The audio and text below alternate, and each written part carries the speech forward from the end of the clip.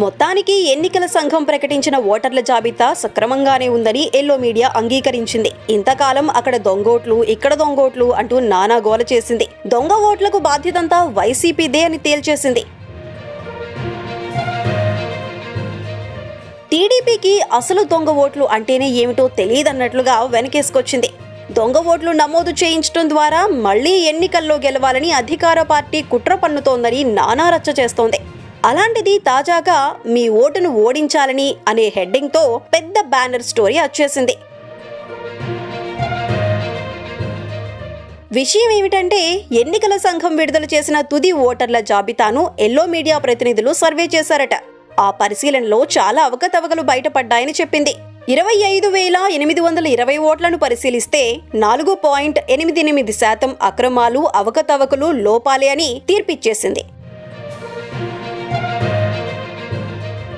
ఇక్కడ yellow media మర్చిపోయింది ఏమిటంటే, 4.88% ఓట్లలోనే తప్పులు దొర్లాయంటే మిగిలిన 95.22% కరెక్ట్ అన్నట్లే కదా.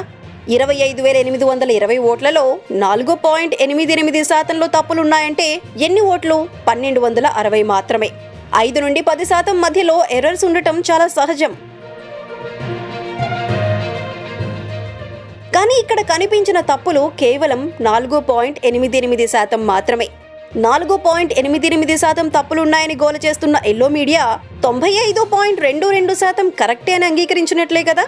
పైగా తప్పుల బాధ్యతంతా అచ్చంగా వైసీపీదే అని తేల్చేసింది. దొంగ ఓట్లు చేర్పించటంలో, జెన్యూన్ ఓట్లను తొలగించేటట్లు చేయటంలో టీడీపీ కూడా ఏమీ తక్కువ తినలేదు. టీడీపీ చేర్పించిన దొంగ ఓట్లను, డబుల్ ఓట్లను, లక్షలాది జెన్యూన్ ఓట్లను దొంగోట్లుగా టీడీపీ చేసిన ఫిర్యాదులపై ఆధారాలతో సహా వైసీపీ సీనియర్ నేతలు కేంద్ర ఎన్నికల కమిషన్కు ఫిర్యాదులు చేసిన విషయం అందరికీ తెలిసిందే.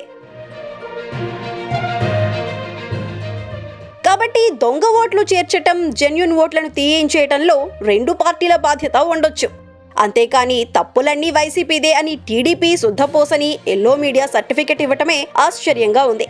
ఇంతకాలానికి ఎన్నికల కమిషన్ రిలీజ్ చేసిన ఓటర్ల జాబితా కరెక్టే అని తనకు తెలియకుండానే అంగీకరించేసింది.